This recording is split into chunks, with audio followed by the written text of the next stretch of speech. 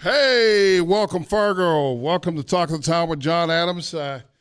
This is going to be an awesome show today. I have with me Commissioner Denise Kolpack, and we're going to talk about everything in the city of Fargo. We're going to talk about city government. We're going to talk about, a host of things, DEI, funding for different stuff, how do we balance the budget, all of that stuff. But as you guys know, I have to plan for everything or it all goes awry. And even as I sit here now, I'm looking for my show notes. But I'm happy to have you, Commissioner Kolpack, because one of the things I believe is that people should have access to our city leaders and that people should be able to address issues that they have in the community, the way that the city government does their job, the legislation that comes out of the city government, how it's going to impact people now and in the future.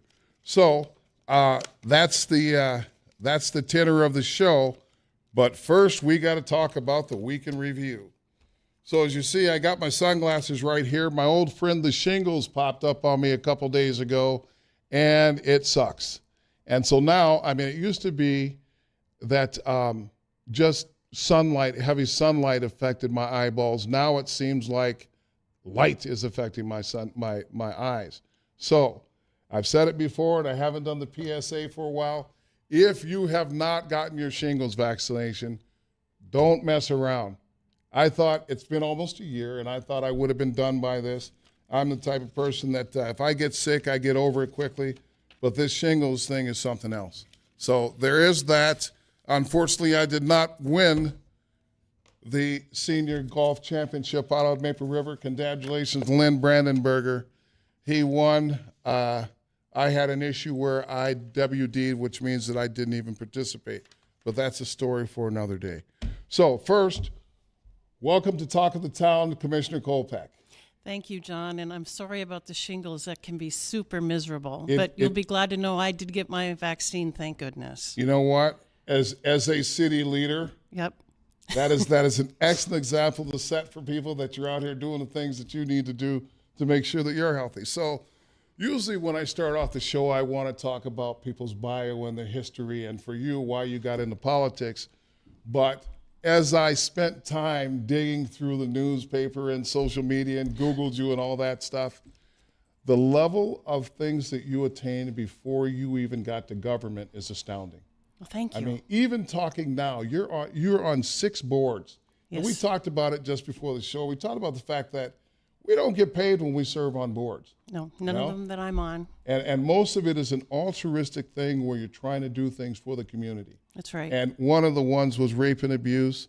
There are a couple other ones that directly affect people that we know in a significant way. That's and right. what I call the disenfranchised.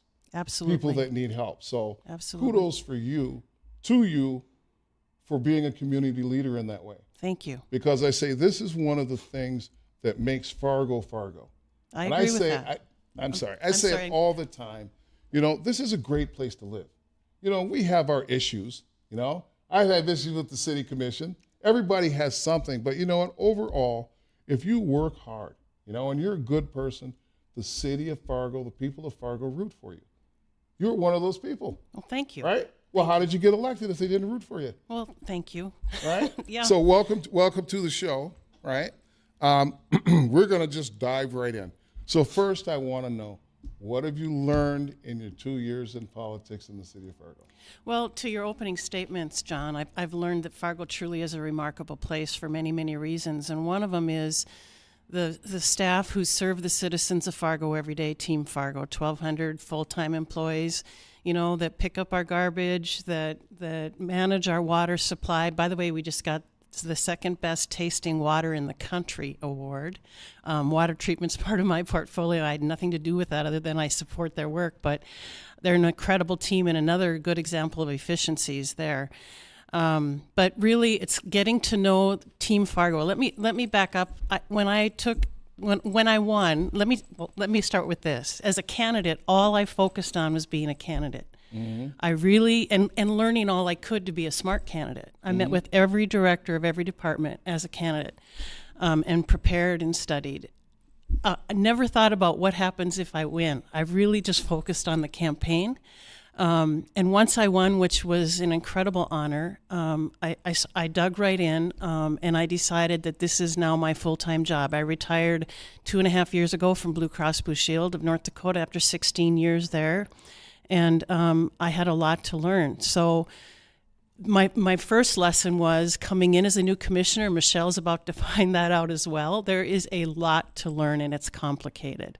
So I take this job as a job. I'm in my office every day. I know I've seen you there in and out, John, a couple of times. You're stealing my thunder, Denise, I'm sorry. because I can tell you that, I do frequent the city hall from time to time, and the overwhelming sentiment is that you're in there and it's not just a part-time job with you. That's right. And that you're there a lot, more than the $28,000 that we pay you a year to do the thing. Right. Well, I think that's enough. Yeah. See, I had to go through a budget, a whole 9 yards. That's correct. Because you got. That's what we make as a commissioner. And it's funny because think about that. You're there every day, and you're going to make $28,000, and it's like that's serious to me. Yeah. The fact that you're willing to make that commitment, because would the average citizen? Now, my thought is, I think we should have a city commission that doesn't get paid. Well, I think that would limit people's abilities to run for the office over time. And especially when you think about, ultimately, I would like to see more diversity on the commission as we continue to grow as a city and become more diverse. But I think there needs to be some salary to incent people to be able to run and do the job. In addition to if they work outside of city commission. Michelle has a full-time job coming in. That will be unique to our commission because previously all 5 of us were either retired or semi-retired. Yeah. So it's going to be a different dynamic. Well, I look at it no different than serving on a board. Correct. Right? Because you're going to get the people that really have a passion for it. Right? Now let's be real. The monetary value in being a commissioner isn't that great, right? Right. But it's another avenue. First, it saves revenue, right? I mean, we're in a budget crunch. It is what it is.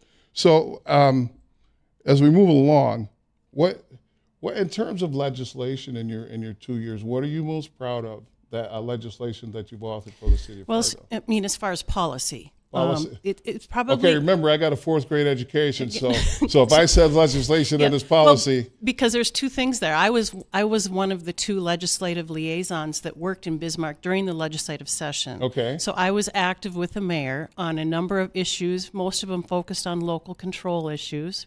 With our home rule charter. What does that mean? So that means that we are a commission that has instituted and passed a home rule charter, which means we have powers that are vested in that home rule charter, and it gives us some authority to create some of our own policies and ordinances. And an example of that is approval voting, which Fargo overwhelmingly passed with almost 70% of the vote a couple years ago. And in this last legislative session, there was an initiative to take away approval voting as an option for any city. It passed the first time around. The mayor and I and others, with the help of local legislators, worked really hard on that, and we ultimately got it overturned because the citizens of Fargo spoke quite loudly that is the system they want. And as you know, John, approval voting is you can vote for any number of candidates you think are qualified, 1 or all 15 in the case when I ran. So, and whoever gets the most vote are the top 2 vote getters are the 2 that are elected. Yeah, I'm not in favor of approval voting because I think that, you should be able to vote for that candidate and that's it. You're electing one candidate, you vote for that one person. Because to me, that seems more fair than if you can just write down whatever. Well, 70% of the citizens of Fargo wanted it. So, okay. Well, hey, listen, that's why we live where we live. That's right. In the United States. That's correct. So along those lines, talk about the challenges facing the city. Yeah, right now the biggest challenge, and we're in the middle of it, is certainly going to be the budget for 2025. We have we have to balance the priorities with staffing, which is 76% of the total operating budget, of which 40% is public safety, fire and police. So we're going literally line by line by line to look at all of the expenses. analyzing where is the sustainable revenue, and our biggest challenge right now is going to be salaries for our city employees. We just finished a market study, and we're literally behind for every position in our salaries. So we're going to have to figure out how we're going to, over time, get those salaries to be competitive. Because when you think about it, the number one job of the city is providing services to the citizens of Fargo, and the folks that do that is Team Fargo. So if we can't recruit them and we don't keep them, that is really the core and the bread and butter of Fargo. So looking at salaries, we have a city administrator. Mm-hmm. His salary is upward of $200,000. Right. Assistant city administrator, her salary is upward of $200,000. Okay, and so when I hear you say that we're behind, I think that in my view, the salaries have to match what we're able to do. You know? Well, we have to be able to attract and retain people to do the work. And market study, those are competitive salaries. And I can tell you every business in this region is struggling with how do we attract and keep employees in whatever our business is. And the city is no different. And these are all comparatives with other public sector municipalities. So this is how are we going to attract a city administrator who works 60 plus or more hours a week in a very complex job, managing a city that continues to grow and right now is at 135,000 people, with the diversion project underway, with a number of complexities that they deal with every day. That is the competitive salary that we need to pay. So I'm thinking we have 3 colleges in this area that people graduate with degrees in public administration all the time. My son's just graduated. One's a PA and one's a mechanical engineer. Okay, and so they have to him. Well, they have the education to do the job, right? Sure. So to me, some of these things we can look to these young people that are coming out of college. They're not going to demand that salary.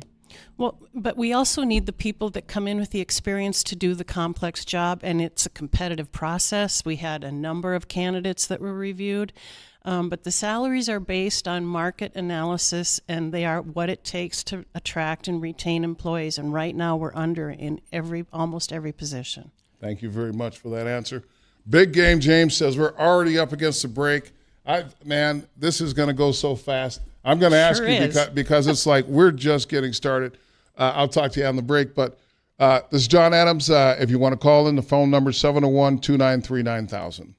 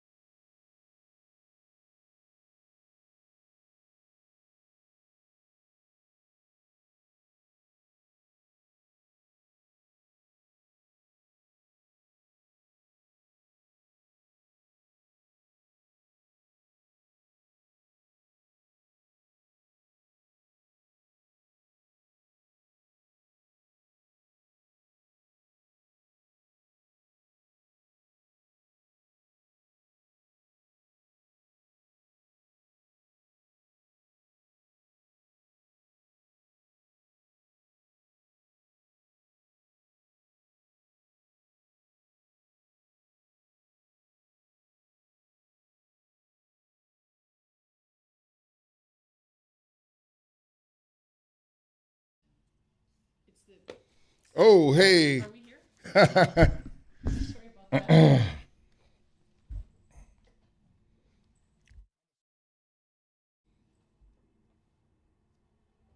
We're live. I'm doing. Hey, listen. So I'm not paying attention to the red button. The red. Your mic is on. So I'm talking to James about how much time we have during this segment. I'm here with Denise Kolpack, the City Commissioner of Fargo, North Dakota. So we were talking about salaries, and I floated an idea to you out in the lobby about if I were in the City Commission, I would just go, you know what? Let's cut departments and spending by 10% in the city of Fargo. So that means every department has to cut by 10%. That would put us back in line with where we need to be. And looking at the salaries, we can find people for work for 10% less. I mean, as a business owner, and you see it all the time right now, businesses are downsizing. They're hiring younger people, and they're not top heavy at the top, right? So I have a friend. He just got downsized. He was making $200,000 a year. They brought a hotshot kid in for $160,000. Will that work in the city of Fargo? No, we're behind, as I said earlier in the last segment. That's our number one priority in this next budget cycle, is to try to find revenues so that we can get all of our salaries to a competitive level so we can recruit. Right now we're having trouble in some departments. Public Works is an example. And retain. We're seeing the most turnover right now in the employees who have been there 3 to 7 years. Mm-hmm. When you think about the fire department, that's a concern, because that experience can be life-saving. So what are we doing to make sure we're keeping our firefighters there for their careers, our police officers there, but really every department? Just think about Public Works, how complex machinery is today, mm-hmm. and how long it takes to train on some of those machines. We want to keep our people. And the only way to keep people is to continue to make our salaries competitive. And are we talking paying more than market study says we should? I mean, there's a philosophical question there, but we absolutely have to be competitive to attract and retain our employees, and that starts with good data. So, wow, that's a great segue. So I hear a lot of data-driven comments coming out of the City Commission. Okay. And one of my issues is we'll go back to 2020. Since 2020, the number of studies that we've done, but to me, the implementation lags. You know what I mean? I started in 2022. Mm-hmm. Since then, the growth plan was kicked off and initiated, which is really important to how we do the right kind of growth moving forward, as Fargo is anticipated to get to. Is it 250,000 by 2040? I mean, mm-hmm. this. I think that's right. Mm-hmm. I'll get you that stat. But we are rapidly growing in this city, and we are going to be landlocked soon with a diversion. So we have to grow correctly. We have to think about infill. The growth study is attacking all of those issues in a really tangible, thoughtful way. And now we need to make it actionable, to your point, John. I 100% agree with that. But so far, that is all fingers are pointing to that's exactly how it's going to be implemented. And I will add, in addition to implementing it correctly and making it actionable, we have to work with the right community partners throughout the entire process. And we've also been doing that, but that needs to continue. So when you talk about community partners, There was something that an interview that you had, I think it was Scott Hannon or Jay Thomas, and we were talking about the homelessness situation, mm-hmm. and how we need to partner with other communities, right? With other partners, yep. Yeah, so where's that gone? Thank you. Just at our last meeting, first of all, let me tell you that behind the scenes, city staff have been working on this issue for months, and it started with the winter warming, but for years, actually, I should say. We've seen an increase in homelessness in Fargo. Every city has across the country. I 100% believe we can figure this out working with the right partners, and just at our last meeting, we adopted 3 next steps that are very actionable. The first is adopting an ordinance and bringing back recommended language for that ordinance about homelessness and camping. The second is adopting a resolution, maybe with recommendations. If we're going to allow camping in the city, what does that look like, and what are the restrictions and limitations and rules?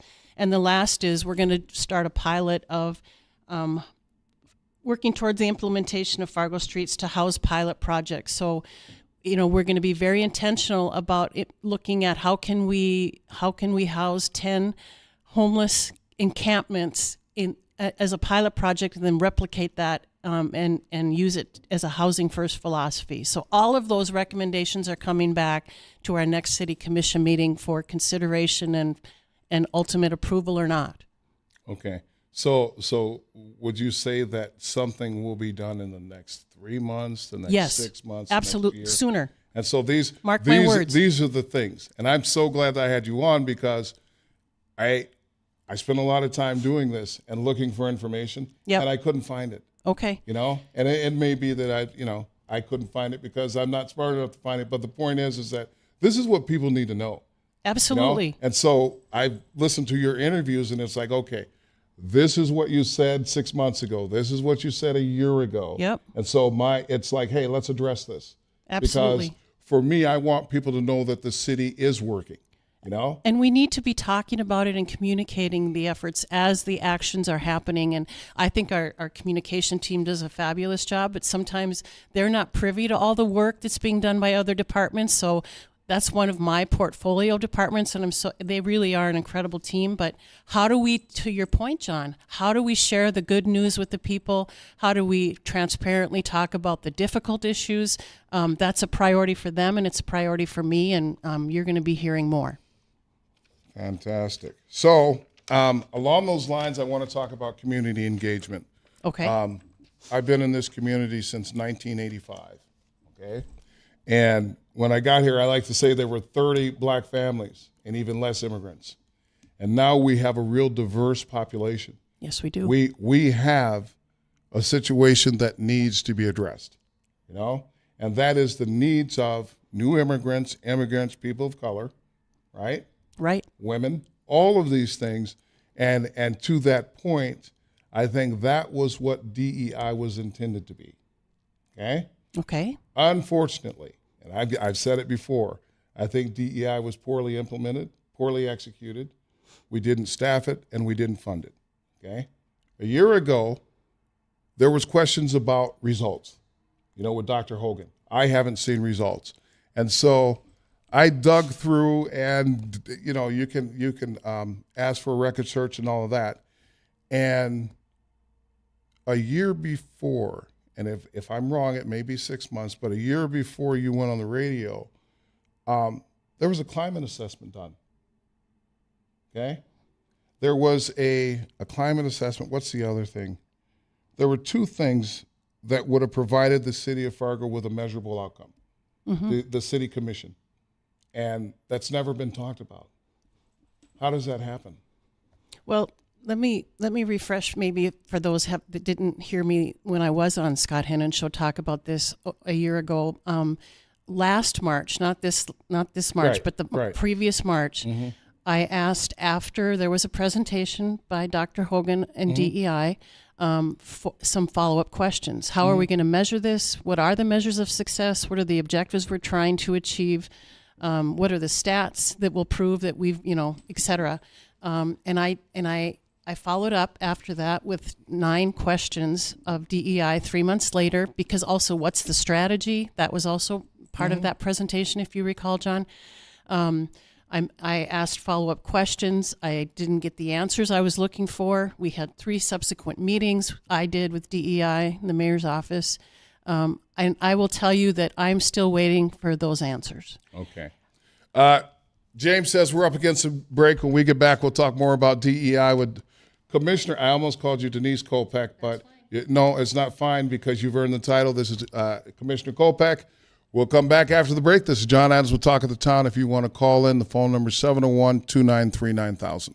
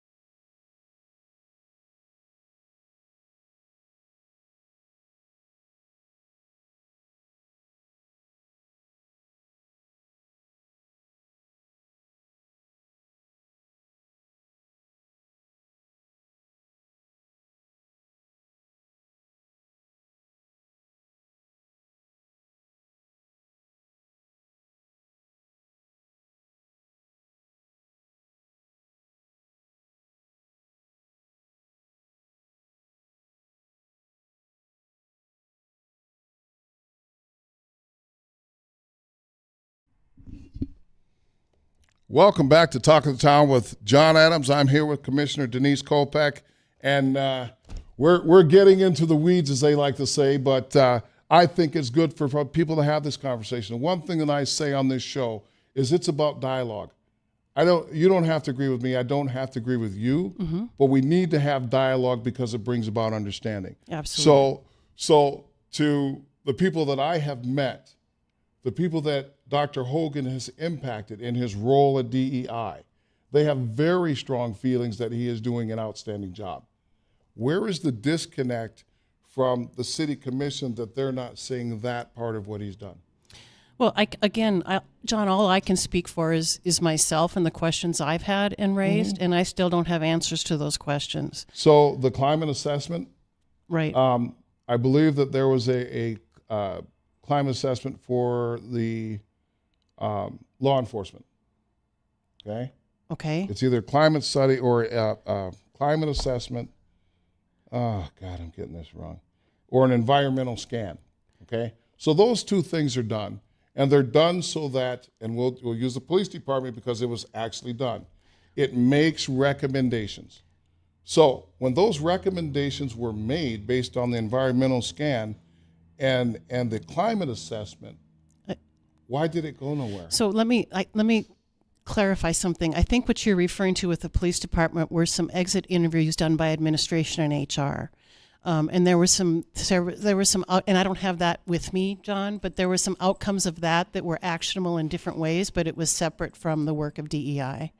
There was, I believe, an environmental scan or a climate assessment. I can't remember which one I've seen, a document of a study that was done last year, but that was part of my questioning of DEI. I had some concerns about the survey methodology, and I still don't understand what the information, what the analyses of that information and study says doesn't align with what the methodology, the inputs were to get to that analysis. Okay. So I'm sorry I don't have that with me. Having seen both as an open record search, it was clear to me that there were, and let's talk about DEI in the general sense. When I saw the environmental scan and I saw the climate assessment, there were recommendations that were made that came out of the DEI office. Okay. It came out of the DEI office. And the funny thing is, a lot of it was very positive. Sure. Okay. So in his job description to me, it's like, okay, you did an environmental scan on this part. Why didn't we continue those things or make sure that we do the environmental scan so we know where the holes are? That's what it does. That's the very first thing you do. So it's like me, if I take over a business, I go in and I do an assessment. Right. That's what DEI does. Okay. And John, that was one of my 9 questions, and I still don't have an answer. And so I don't know what the 9 questions are. To me, it seemed really clear the direction that law enforcement should go, and to their credit, they've done that. They have, and it was successful. Right. Okay. That was part of what Dr. Hogan did. Now, I know that it was started before he got here. Okay, that much is a fact. But he took the ball and ran with it. I think the police leadership really is a big reason, including all of the police leadership, for some of the changes that have happened since Chief Cebulski came on board. And there's been a lot of internal focus working with administration and human resources as well. Yes. So the one thing that in DEI that I think we get mixed up is DEI and human resources should always be a separate entity. They should work together, but it shouldn't be absorbed. DEI, okay. Human resources shouldn't be doing DEI work, okay? Because now it creates even more holes in what you're trying to accomplish. And that's just, it's what I've seen in other places. I think it's why it's failing across the country, okay? Is because DEI directors are taking out of the role of DEI which has happened in Fargo. And Dr. Hogan is an outreach manager more than he is a DEI director, okay? And the reason I say that is there is, we just, Zen City. Right. Okay. It was interesting because Zen City was introduced to the city of Fargo about 2 weeks ago. Okay. Was launched. It's Okay, been in the works yeah. for several, well, over 2 years. Okay. And so to me, how is the disconnect that Dr. Hogan wasn't involved with Zen City? Zen City is coming from communication and government affairs. They've been researching community engagement tools for years. And they landed on Zen City after doing a lot of research. Last year, it was put in the budget for this year and just launched, and that's who's leading this charge. Okay, but the question was, how was he not, if he's doing community outreach as DEI, and that's what he's been doing. Right. These surveys, this speaks to exactly what Dr. Hogan is doing. Well, but one of the charges of communications and government affairs is community engagement. That is one of their responsibilities, is getting our citizens involved as part of the communication strategy. And what we're going to do is using this tool, which is used by cities all over the country, and the first set of questions is benchmarked against other cities, are the same questions, and then we added 4 of our own. But that's who's leading the charge, both by promoting it, marketing it, and then they're going to take the survey data, we're going to understand the priorities and the feedback, and we're going to make it actionable, and then remeasure a year from now. Okay. So in my looking at this, okay, with the outreach that Dr. Hogan is doing in the new immigrant community, and minority community, Right. okay, all the things, the surveys that I've seen that Zen City has done previously, all fall under DEI. No, this is broader than that. This is going to be a demographic representation of the demographics of Fargo. So then what So it's being percentage- pushed out so then to I a guess, sample. I guess the question would be, what percentage of the surveys could have been covered under DEI? None. I mean, this is a tool that is implemented scientifically through IP addresses that are pushed out based on demographics, so the sample is representative of the entire citizenry of Fargo. That's the broad base of DEI. I think we're talking about 2 different things here, John. Okay, well, we could go back and forth, and that's one of those Yeah. things where it's the dialogue, but it's something that needs to be addressed, because to me, when you have, like I do outreach with the African community, I work Right. in the community with a lot of different people, and Dr. Hogan has been working tirelessly in these communities, okay, whether it's funding, whether it's actionable issues with law enforcement, whether it's education, these are all things that he has done. And the problem is that you can't necessarily measure something when a person walks into Dr. Hogan's office and says, our community needs this addressed, like the difference between the cultural difference when we have new Americans come here and they're put in the education system, okay? Those are the type of things that I know that Dr. Hogan has been saddled with.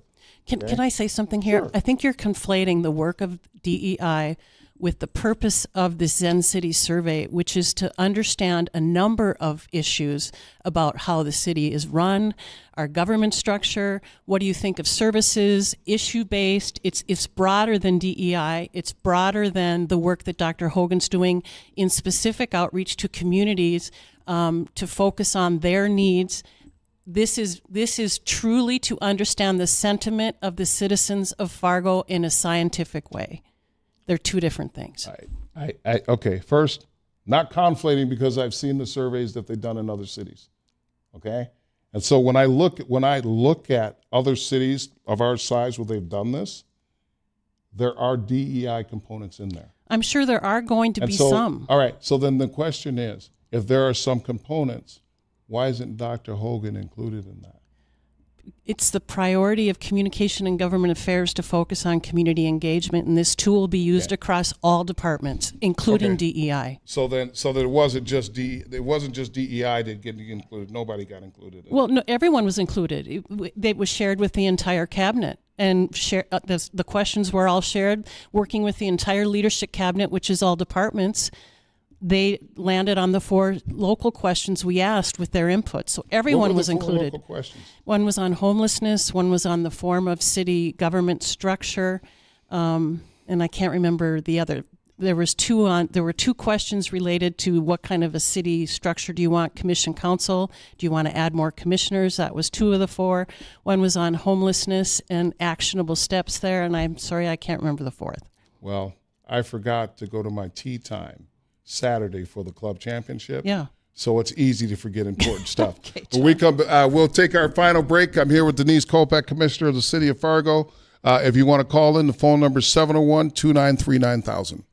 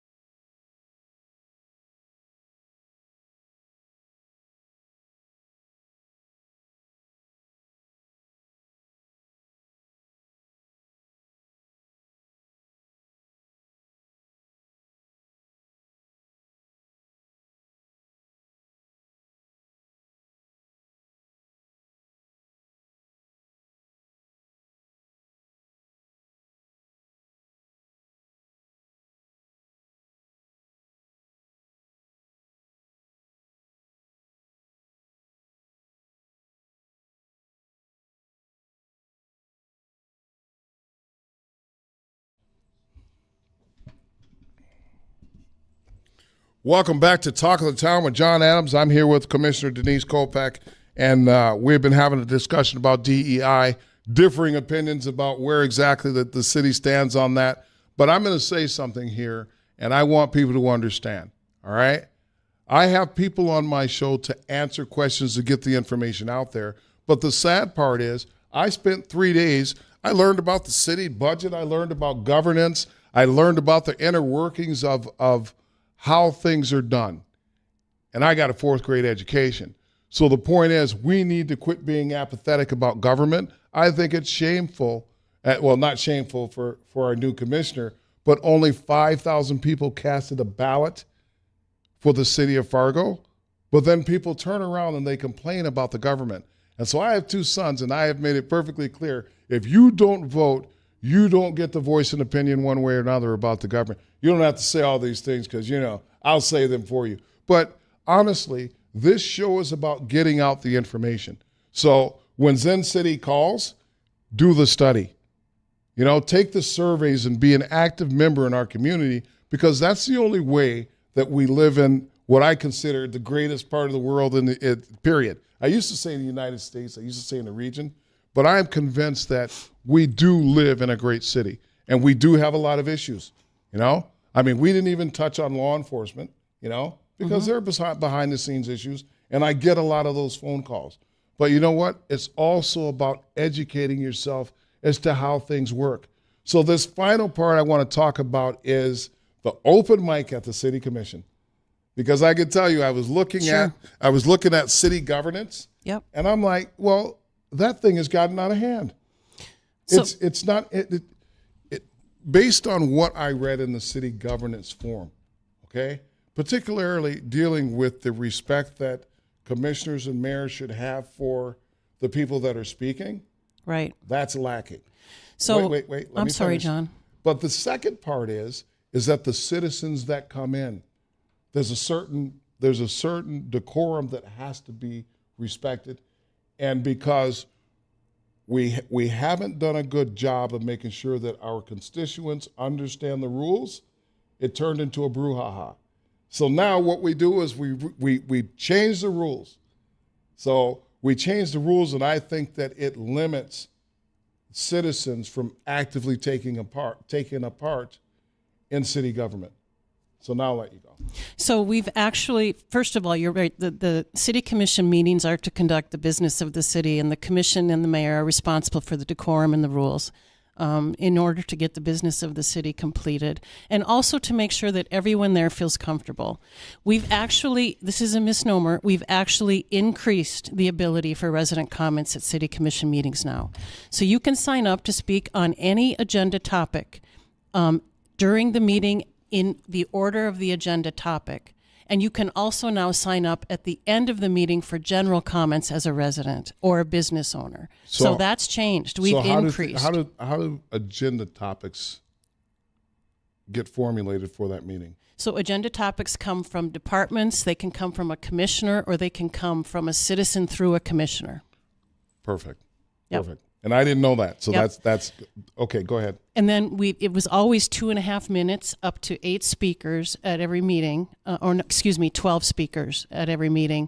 And then they cut it off because of time, or 30 minutes. Right. And the one thing that has recently changed, and it was because of some meetings where some citizens didn't feel comfortable or safe when the entire room was full of really large signs, and from the back of the room to the front of the room, the police officers in the back couldn't see through the crowd because the signs, they were standing and the signs were prohibiting the ability to see everyone in that room. So recently we changed no signs in city commission meetings, and that was respected at the last meeting. And we had both staff and citizens comment that, number one, there was a safety concern because you don't know what's behind those signs. And number two, some of the content was offensive to some people, the way that it was depicted, and they didn't want to be standing in some of those messages when it wasn't the reason they were at the commission meeting to speak. Well, look, first of all, I don't understand why you would need a sign if you're going to a meeting to express your point of view or to support something. Right. Now, They can maybe still speak. outside on the sidewalk, but that is an actual Absolutely. meeting. So I get the That's no a sign decorum policy. issue. And it's funny because I read the new thing and I thought it was limiting. Thank you for clearing that up. You're welcome. So I don't know everything, even though I think I do. Except for when I'm at home, honey. You know that I know nothing. I'm a second-class citizen, but I'm okay with that. Commissioner Kolpack, I want to thank you for coming in and answering these questions. And you saw the list. There were 67 topic items to talk about content. I want you to come back because I think it's important that people hear your voice. And there's a rumor around that at some point you're going to run for mayor. Oh. Okay? And so, hey, you know what? Who knows? I didn't know I was going to be on the radio a year ago. You know and what? Here I am. I'll tell you, my focus right now is being the best commissioner I can be and continuing to learn. So. But do you have any designs on being a mayor?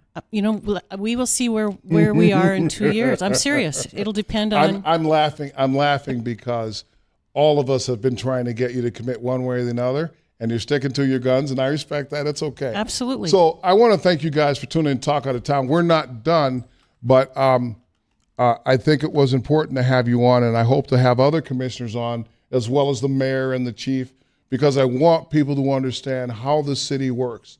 You know, I mean, I wasn't necessarily happy with all the answers that I got, but that's not the point. It's about dialogue, okay? And if we elect people, it's the dialogue that's important.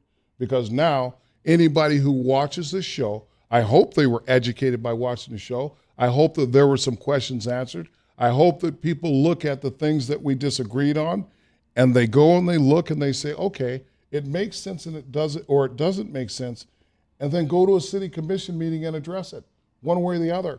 Absolutely. You know? Because I've said it before, it can't be easy. We talked about it before the show.